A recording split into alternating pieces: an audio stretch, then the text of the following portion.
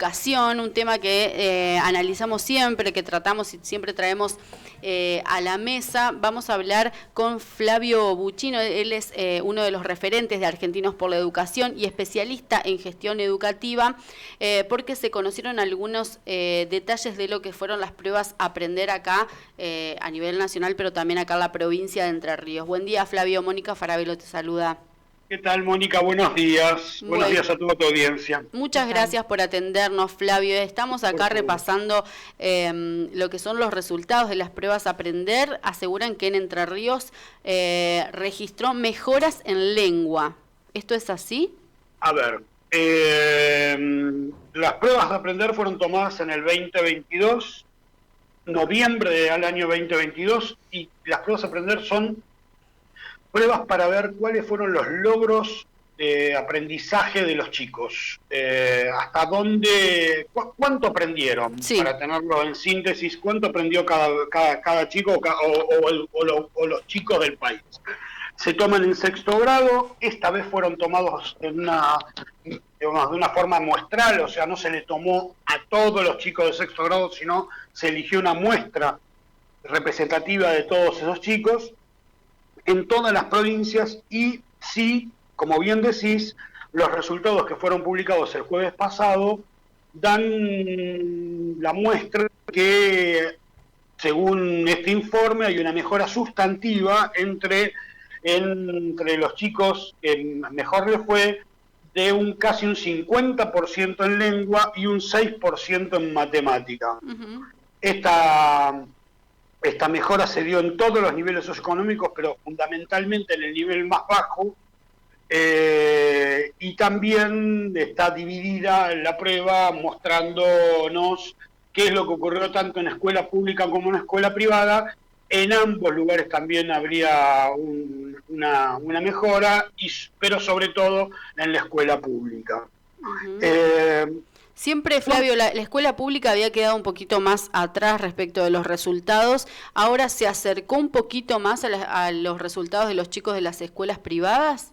Sí, a ver, estamos en niveles bajos igual para todos los niveles sociales, las escuelas y demás, pero contra las pruebas 2021 estos resultados fueron de una franca mejoría. Lo que me parece a mí, que, a ver, entrando ya en una cuestión más de análisis del dato concreto, es que así como como debimos ser cautos en el 2021 frente a las pruebas que dieron muy mal a la vuelta de la pandemia, a la vuelta de la pérdida de presencialidad en las escuelas, me parece que tenemos que ser cautos también en esta. ¿Por qué? Porque en realidad a ver, suponer que de un año al otro puede haber este tipo de mejoras puede estar marcando que hay algún sesgo en alguna de las dos pruebas, tanto en la del 2021 o como en la del 2022, para que marquen que estas mejoras no fueron tales. O por lo menos, más que no fueron tales, no fueron del tenor en el que se están marcando en estas pruebas. Uh-huh. En todo caso, digamos, esto es la primera presentación de datos. Estos datos van a ser trabajados y seguramente vamos a poder saber por qué están dando lo que dan como resultados. En particular, en principio, festejar que fueron mejores y no fueron iguales o peores. Pero en todo caso, ahora hay que hacer un buen trabajo de investigación para saber qué es lo que ocurrió con la toma de estas pruebas.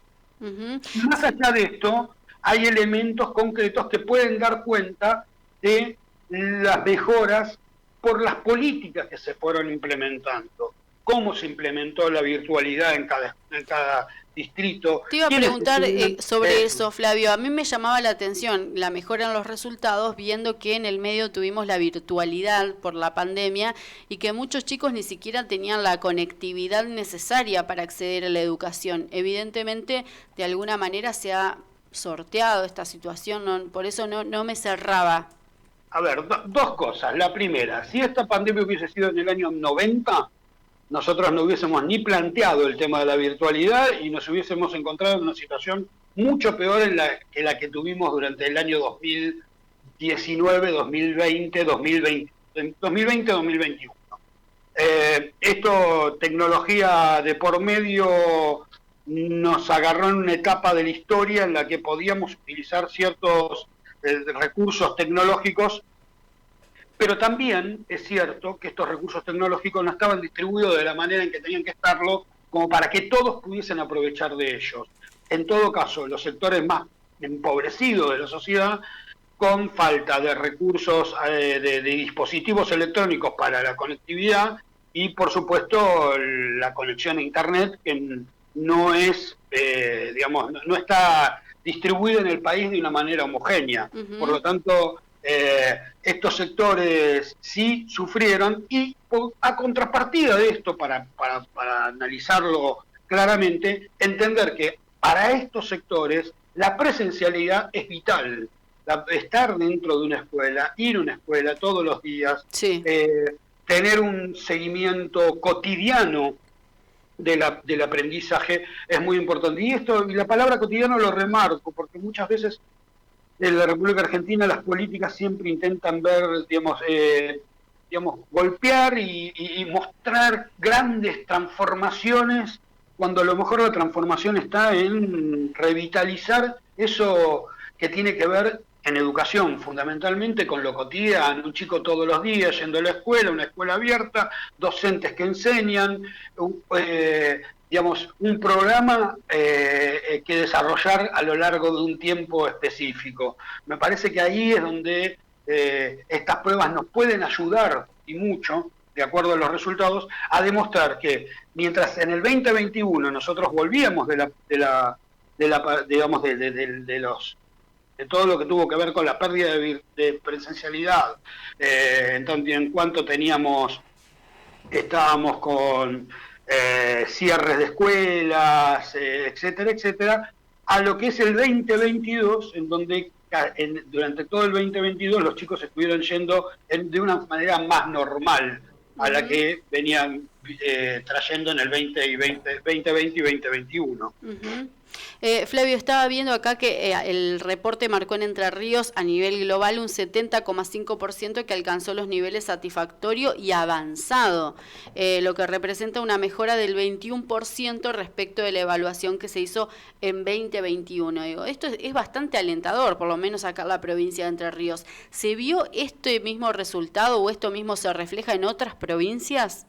Sí, hay varias provincias que están por encima de lo de Entre Ríos y algunas por debajo, pero te repito, el promedio es el 50% de mejora en aprendizaje de la lengua, uh-huh, y un 6% en matemáticas. Siempre en matemática un poco más retrasado. Yo creo que tiene mucho que ver también con la lógica del prejuicio, de la dificultad, sí, etcétera, etcétera, de la matemática con respecto a lengua, aunque creo que hoy, desde los dispositivos didácticos existentes y creados por los docentes, muchas veces la matemática es mucho más divertida que la lengua, ¿no? Mirá vos. Sí. Cuando yo iba a la escuela, yo tengo 39, no es que hace un siglo, pero la verdad que no era muy divertida, para nada divertida. A ver, en general siempre se piensa que la matemática es más difícil, sí, que la matemática es más complicado, que a ver, hay toda una cuestión de imaginario colectivo. A ver, es cierto que las ciencias duras generalmente son más complejas, metodologías diferentes, etcétera, etcétera. Pero me parece que hay también un camino fuerte por desandar para poder pensar, digamos, dispositivos didácticos que mejoren la calidad de la educación, ¿no? Uh-huh. La verdad que es preocupante cuando uno ve, por ejemplo, el tema de la lengua, porque cuando los chicos no interpretan lo que leen, por ejemplo, que teníamos unos índices bastante complicados en eso, obviamente que después no podés aprender otro tipo de asignaturas, digo, por ejemplo, la biología, la historia, un montón de otras materias que tampoco vas a poder avanzar si no interpretás o no entendés lo que lees. Sí, hay varias materias, para los que nos están escuchando, hay varias materias que dependen de la lengua intensiva. ¿Esto qué quiere decir? Dependen de poder aprender a comprender textos. Claro. Por lo tanto, si no comprendemos esos textos, no, entonces digamos, la madre de las batallas, en todo caso, sería comprensión de texto. Exacto. Lo que ha ocurrido, a ver, nosotros como Argentinos por la Educación, hace poco iniciamos una campaña que se llama No entienden lo que leen, una campaña virtual que se extendió a través de redes sociales y demás, en realidad nacida de un informe que tuvo Argentinos por la Educación, que fue el cruce de información de unas pruebas que se llaman ERCE, unas pruebas regionales, en las cuales demostraban que el 43% de nuestros chicos en tercer grado no entendían o no comprendían lo que leían. Sí. En todo caso, digamos, la idea de la campaña fue concientizar a la sociedad y exigir a las autoridades programas que tuviesen que ver con orientados y objetivados primordialmente a la enseñanza de la lectoescritura y de la alfabetización inicial. Para esto, digamos, creo yo personalmente también, que una escuela que esté preparada para recibir a chicos de 6, 7 años, que pueda detectar tempranamente y actuar tempranamente frente a los problemas de comprensión de lectoescritura y comprensión lectora, sería lo mejor. Por lo tanto, ahí es donde tendríamos que poner bastante de nuestros esfuerzos para llegar a un tercer grado donde todos los chicos no importa importando cuáles son los conflictos o los problemas que haya tenido, pero habiéndolos tratado de solucionar, puedan leer y escribir. Totalmente. Y comprenden textos, por supuesto, acordes a la edad de 8 o 9 años, que puede ser un tercer grado, ¿no? Absolutamente. Otro de los temas que hablamos tiene que ver con la inversión, lo que se destina para la educación. Estaba leyendo acá una nota que publica el portal Infobae en el día de hoy, que dice que la mitad de las provincias redujeron el porcentaje de presupuesto para educación. 12 de las 24 jurisdicciones recortaron el peso de este rubro entre 2004 y 2021. Es un montón. La mitad del país recortó lo que está invirtiendo en educación en este contexto. A ver,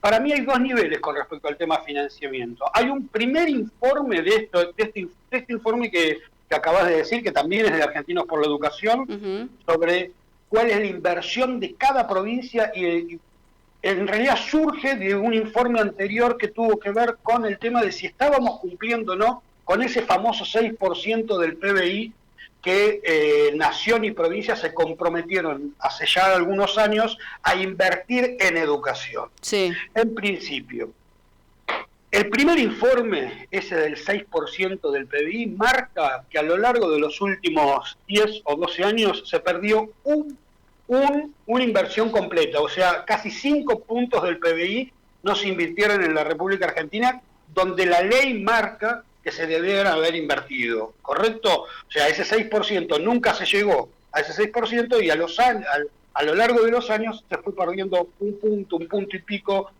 con medio punto en algunos años, y se terminó de no invertir en la República Argentina como consolidado nación y provincias 5 puntos del PBI, 5 puntos del PBI.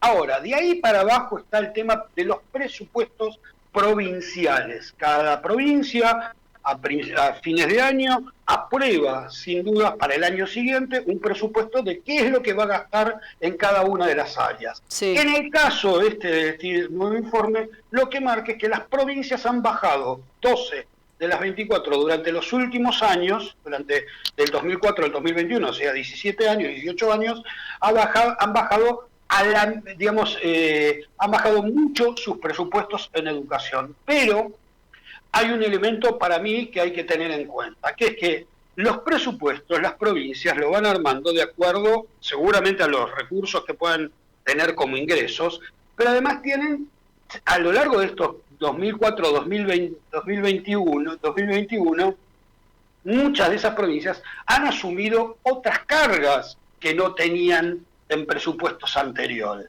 Ejemplo típico, y acá lo está marcando, la Ciudad de Buenos Aires. Ciudad de Buenos Aires no tenía policía en ese momento. Por lo tanto, el momento en el cual agrega la policía, aumenta el presupuesto, pero la porción que le correspondía a educación posiblemente baje. En vez de tener el 20, en vez de tener el 25, tiene el 22. Yo creo que hay que nivelarlo porque hay otras formas. ¿Y acá en Entre Ríos qué pasó?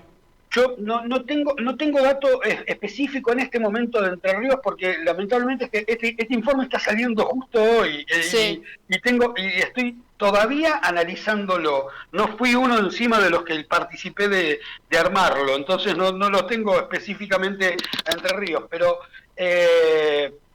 sí hay, digamos, sí lo que quiero marcar, estoy tratando de buscarlo ya que estaba, porque lo tengo justo acá.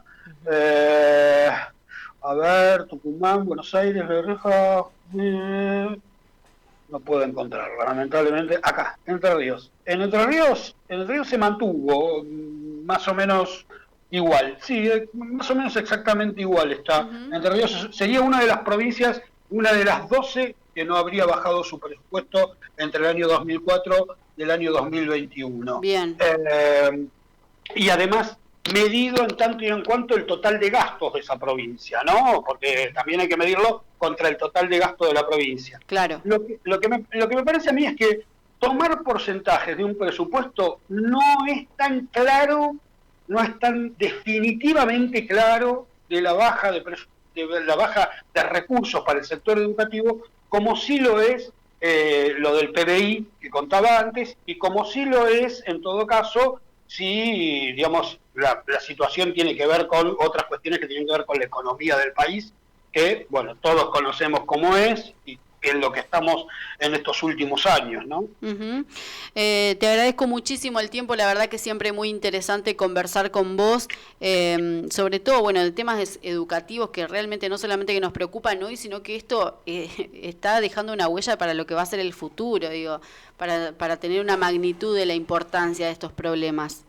Yo lo que creí, fundamentalmente con respecto a esto último que estábamos hablando, que es el tema recursos, que no es solo recursos económicos, materiales, también los simbólicos, porque dentro de estos mismos presupuestos está cuánto ponemos para capacitar a los docentes, esos docentes que decimos que necesitamos que se capaciten a lo largo de toda su carrera, o los salarios docentes, o las mejoras en la carrera del docente, ¿no? La infraestructura escolar, en un montón de cosas. Por supuesto, de la infraestructura y demás. Creo que ahí, ahí es una decisión política, pero es una decisión social, digamos. Depende de cómo la sociedad vea al tema educativo. Si es primera o no es primera necesidad, los recursos se reutilizan o aparecen de acuerdo a esa situación. ¿Con esto qué quiere decir? Es muy posible que si nosotros pudiésemos entender que la educación es central en una política pública y en una política de apoyo, para terminar también, para que sirva también como una de las herramientas a terminar con la pobreza, con un montón de otros problemas, en un conjunto de políticas públicas, no solo de escuelas, sino desde otras áreas como el trabajo, la asistencia social, etcétera, etcétera. Yo creo que si pudiésemos pensarlo de esa manera, yo creo que los recursos están y aparecen. Y por supuesto, mejorar la eficiencia interna, tanto en el área de las políticas sociales como en el área específica del educativo, digamos, garantizando que cada peso que pongamos, lo pongamos con un objetivo y logremos ese objetivo en el menor corto plazo, ¿no? Flavio, me tomo el atrevimiento de sugerirles un tema que estábamos hablando acá con mi compañera hace un ratito nada más, que tiene que ver con la educación financiera, algo que en Argentina se da muy poco a nuestro entender, y que justamente son los grandes países que han crecido mucho a nivel económico, que apuestan mucho a esto, a la educación financiera. En Argentina nos preparan para, bueno, hacer alguna carrera y buscar un laburo, tener la suerte de que alguna empresa nos tenga en cuenta, nos llame para pagarnos un salario de manera mensual, con toda la suerte y con todo el viento a favor.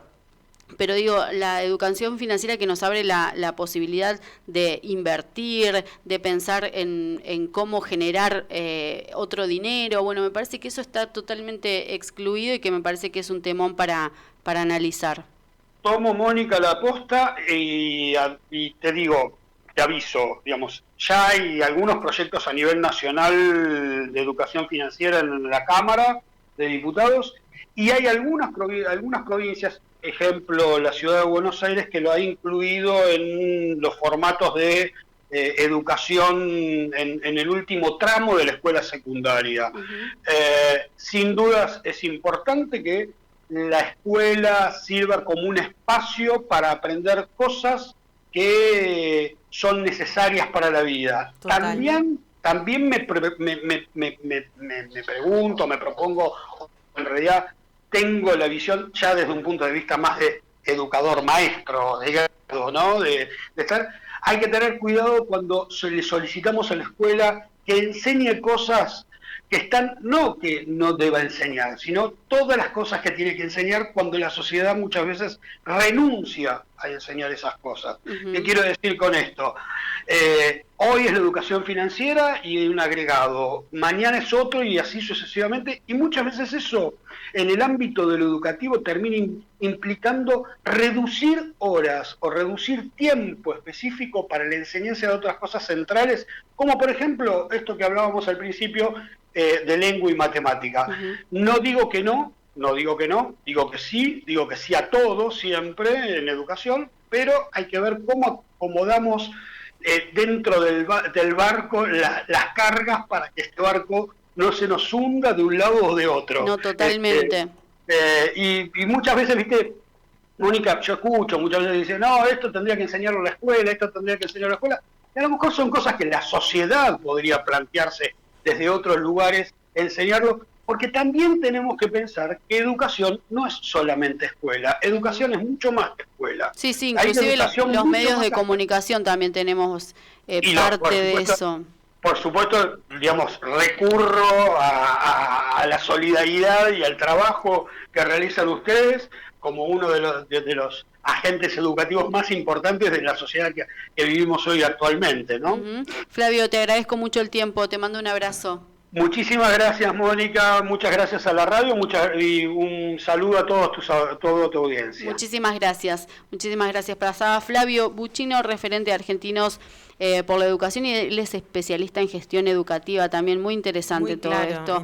Todo su discurso. La verdad, bueno, por un lado, lo positivo, ha mejorado mucho los resultados de las pruebas a aprender, sobre todo acá en la provincia de Entre Ríos, y por otra parte este recorte en los fondos que se destinan a la educación. Por ejemplo, en Ciudad de Buenos Aires, por ejemplo, un menos 8,8 en Mendoza, también recortaron más del 7% de los fondos. También otras provincias que tienen un poco menos de porcentaje también, por ejemplo, Chaco menos del 5,4, San Juan menos 6, Santiago del Estero menos 6,9, Santa Fe, Córdoba, Catamarca, Jujuy, Corrientes, bueno, la verdad es increíble. La mitad del país recortó. Las 12 provincias no, entre ellas Entre Ríos, según vio en el informe. Y estas otras 12 que sí, que han recortado, y han recortado bastante, porque un 7% es un montón, y es un montón de dinero que se destinaba y ahora que se dejó de destinar justamente nada más ni nada menos que la educación. Es